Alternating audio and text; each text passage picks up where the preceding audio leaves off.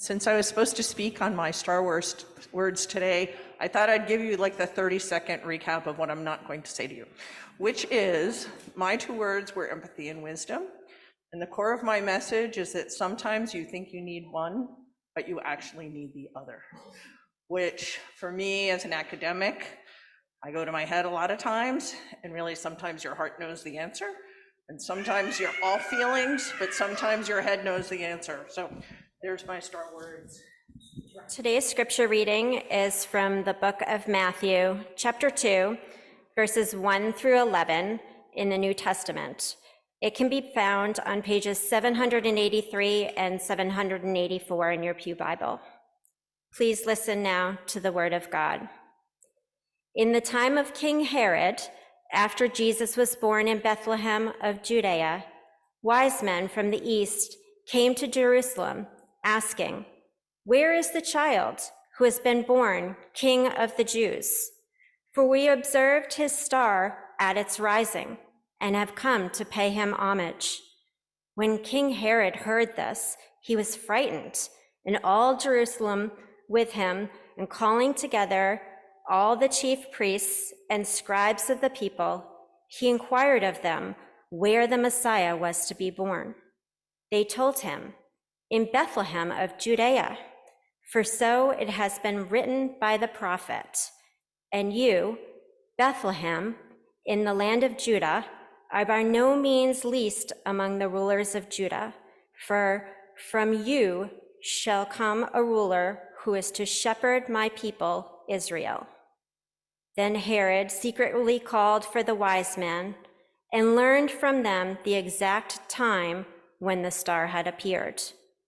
Then he sent them to Bethlehem, saying, "Go and search diligently for the child, and when you have found him, bring me word so that I may also go and pay him homage."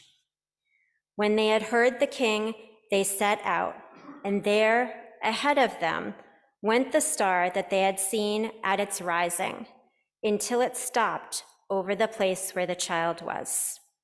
When they saw that the star had stopped, they were overwhelmed with joy. On entering the house, they saw the child with Mary, his mother, and they knelt down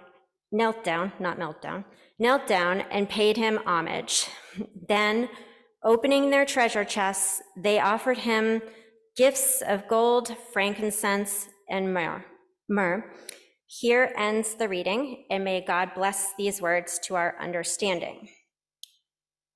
Without ado, let me introduce myself to you. My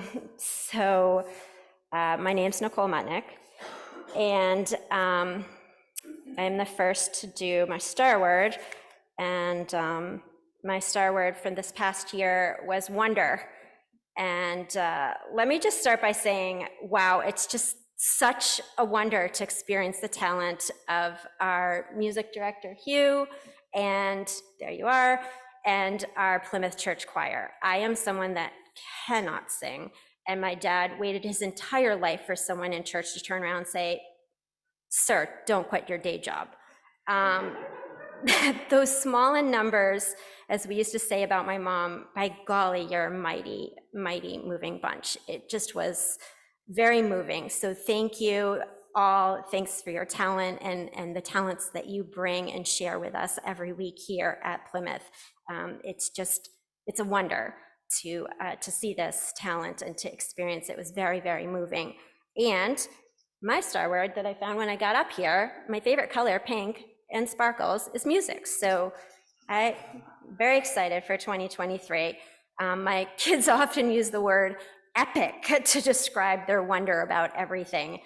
I was a child of the 80s, living in New Hampshire. So back in my day, I would have said, wow, that was wicked awesome. So wonder it's a fantastic word, whether it's used as a noun, a verb, an adjective. It's palpable. It evokes feeling and leads one to be overcome by excitement with rapt attention, completely in awe, astounded by something that is just awesomely amazing, mysterious, or far beyond anything previously known or anticipated. Yet my start to 2022 was full of doubt, uncertainty, sarcasm, and judgment. I wondered a lot, but I was dwelling in the past, both the good and the bad, drowning in a sea of thoughts, unable to quiet the constant chaos, and just overwhelmed with the everyday. I was resentful that I had no focus, couldn't find a single cubic foot of Zen space to settle my gaze or my bum in my own home, and was living on limited sleep with persistent daily headaches, punctuated by 2 or 3 migraines a week. I wasted time taking and texting photos of empty whipped cream cheese containers that I found in the fridge with multiple question marks and snarky comments. I relished when my husband said, "Wow, I didn't realize how many hangers I use a week until you were gone the past few days and no one was removing them from the bathroom." I told my husband that the reason I am so crazed, in his words, about wanting our boys to turn their clothes right side out before they put them in the hamper is because I don't want their future girlfriends, boyfriends, husbands, wives, camp bunkmates, college roommates, or whoever has to live with them to think the same things about me that I think about my mother-in-law, which is, wow, what a disservice she did by just closing the door to your room growing up and saying, "We just won't let anyone upstairs if people come over," rather than actually making you clean it. I wondered a lot. As I drove and walked the blocks around Boston Medical Center where I work, I wondered how we've been living in this opioid epidemic in America for more than 2 decades now and haven't seemed to make much progress. And knowing that homelessness occurs because of a loss of relationships, I wondered how so many found themselves without a single person that they could go to. And what was that last conversation like with the last person that they could go to? My turning point came when Megan gave a sermon towards the end of July on Psalm 85. She spoke of peace, justice, conflict, and new to me, the holy art of conflict transformation. I found myself transfixed, taking notes furiously, astonished that every sentence was so relevant to my life. Megan provided the following words from Rosalind Wiseman: "True listening is preparing to be changed by what you hear." I wasn't listening, nor was I seeing. I needed to change. This was my time of wonder. I went home and viewed a favorite 4-minute YouTube video that I first saw during my employee orientation almost 9 years ago. It's done by the Cleveland Clinic and is titled "Empathy, the Human Connection to Patient Care." It starts with a quote by Henry David Thoreau: "Could a greater miracle take place than for us to look through each other's eyes for an instant?" The Bible mentions lots of places where there are miracles and people look and wonder. This video has no voices, just instrumental music and brief video clips of patients, their loved ones, and staff with 2 to 8 words displayed to accompany the video clips. The video concludes with the following slide series. If you could stand in someone else's shoes, hear what they hear, see what they see, feel what they feel, would you treat them differently? I wonder. I started to find wonder in the everyday, and part of this included looking within myself to find wonder. I realized that I was preoccupied with living my life, weighted down by doubt, speculation, blame, and uncertainty, and missing out on its multitudes of marvels. Every day I have 2 goals. One is to learn something new and to make someone smile. My kids know this, and quite frankly, it's easier for me to answer these 2 goals in question format than "How was your day at work today?" I've now added a 3rd daily goal: to experience wonder. And since it's both a noun, an adjective, and a verb, there's lots of ways I can. And from the back seat on our way here this morning, the wonder of kid humor. "Mom, why can't you hear a pterodactyl when it goes to the bathroom?" Because it has silent P.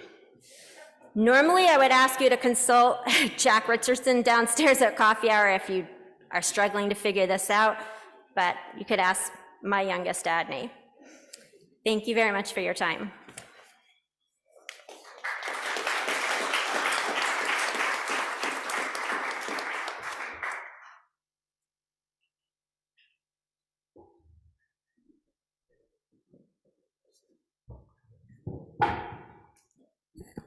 Hi.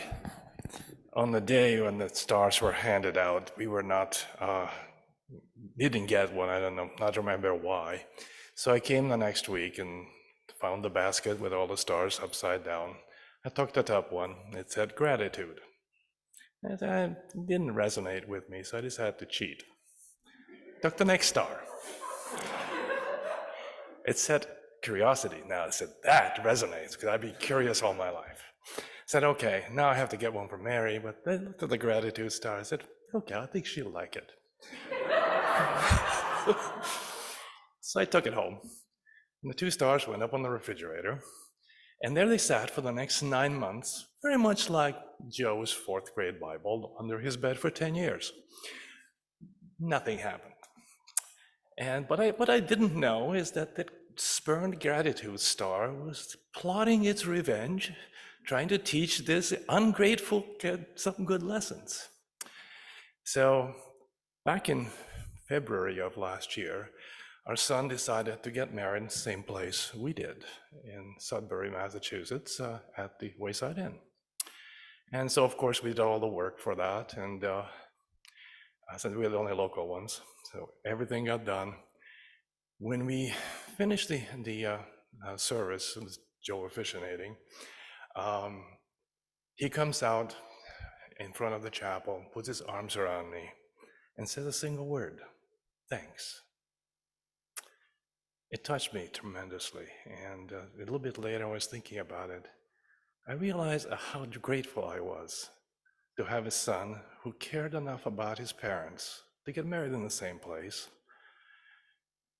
He has a wife, our daughter-in-law, we can talk to forever.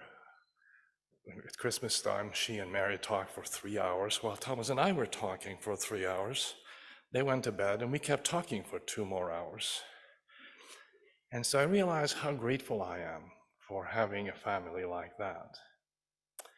So that was kind of the first time that I realized what gratitude is, even though I've not been ungrateful all my life, but it added something. Mary and I have a habit, especially since we retired, and although we work together most of the time, most of our lives, periodically we stop, put our arms around each other, and I tell her I love her, and she tells me the same. And we just hold each other for a little while. And all of a sudden I realized how grateful I am that she chose to spend her life with me. You think the star was done with me at that point? Nothing further from the truth. About a year and a half ago, they found a semi-cancerous tumor in my bladder, and there was a check for it in early November, and they found a field of polyps. And so that had to come out, and I was really nervous about that, because when something comes back, it usually is not benign.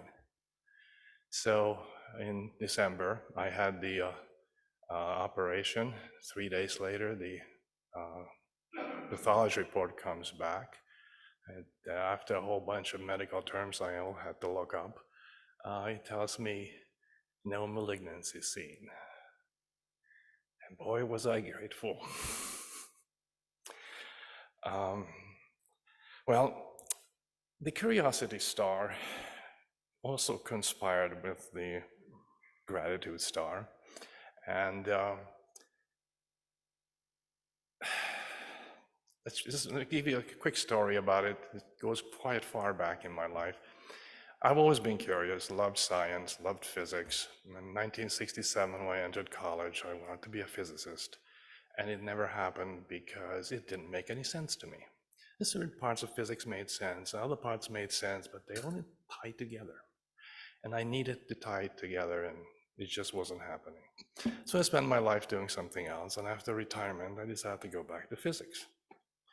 Now, all that time, there was a thing that I learned in the very first semester, which just happens to be Niels Bohr's theory of the hydrogen atom, which is irrelevant, but it's a point. It's something I worked on over the years and got somewhere with it.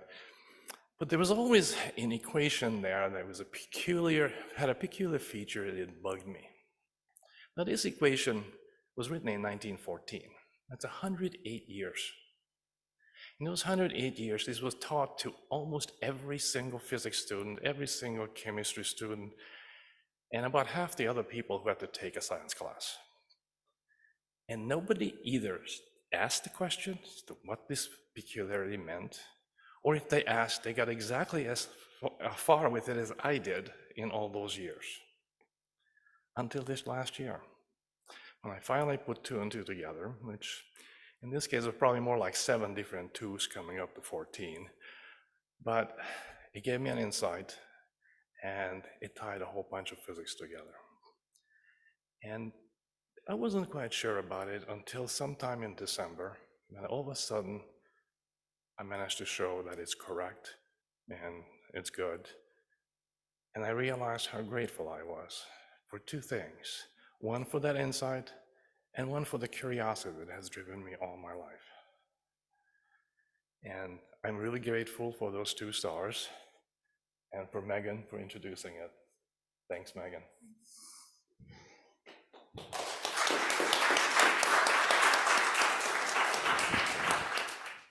So I'm going to tell you about the word that the church picked and how we got there, and there's going to be a sermon series on it. But the word I got today was daring, and I had originally planned to just do this ad-libbed, and then I was like, no, I should write things down. And so I have my notes that I was going to do from the pulpit. But I think my word was telling me, do what you were planning to do originally. So these are here in case I need them. But I want to tell you how we picked the word, because our Pilgrim and Puritan forebears might think of it as divination or witchcraft or something like that. I call it making room for the Holy Spirit. Some of you might consider it just dumb luck. But Megan, Jonathan, and I were in my office, and we were like, we should pick a word for the church and do a sermon series on it. And I was like, that's a good idea. How do we pick it? We put a Bible down on the floor, very respectfully. And then I took a stack of the stars, and I was like, whatever lands on the Bible or closest to it's going to be our word. And I threw it up, and vitality landed face up on the Bible. So that's either, the hand of God, or serendipity, or, some forbidden magic that I'm not supposed to use. But that's our word, and truthfully, every word in that stack had something to say to Plymouth Church and something to us. Just like every word that was on these stars today has something to say. And so I knew that whatever was going to land on the Bible was going to be the right word for us. But vitality has a special meaning in church growth, and they have these seminars and retreats and books and all about how to make your church grow or how to make your church healthier. And so much of it is snake oil. It's just, if there was an easy and straightforward way to grow churches, there wouldn't be so many empty churches on Sunday morning. And I think a lot of the pitfall that we fall into is that we look for a technical fix. We look for if we change the way we do our music, or we redesign our website, or we get the right minister, or we have the right ministry idea. We just need the right idea, the right program, and that will make us a vital church. And churches of all places should be places where we're able to think spiritually and abstractly, and it's not about a technical fix. It's about something spiritual. And I do want to say is that I believe in church vitality. I don't think all of the systems is snake oil. I just think that, and I believe that Plymouth Church is a vital church. I see the relationships that are here, the ministry that is done. So often we think of vitality in terms of size and in terms of budgets, and that's again falling back into that kind of materialistic thinking and not thinking about it spiritually. There are big churches that I would say, I don't know if I describe them as Christ-like or following the gospel. And then there are little churches, I'm thinking of one in Dorchester, that is just, it's small, but you walk in there and there's no denying that this is a spirit-led church full of faithful disciples. And so you got to think about vitality in these spiritual terms. And that's what the sermon series is going to be like. The sermon series is not going to be like, oh, these are the types of ministries we need, or it's going to be like, what are the marks, like what are the spiritual qualities of a congregation that is vital and healthy? And how can we, as a church, continue to grow in vitality and continue to foster those things? And so I hope you'll join us. Next week, we're going to celebrate Martin Luther King, his theology, his practice, his legacy. And then we're going to jump into this Vitality series for 5 weeks. Jonathan will be back, and all three of us are going to speak to Vitality through the course of this 5-part series, and we hope that you'll join us.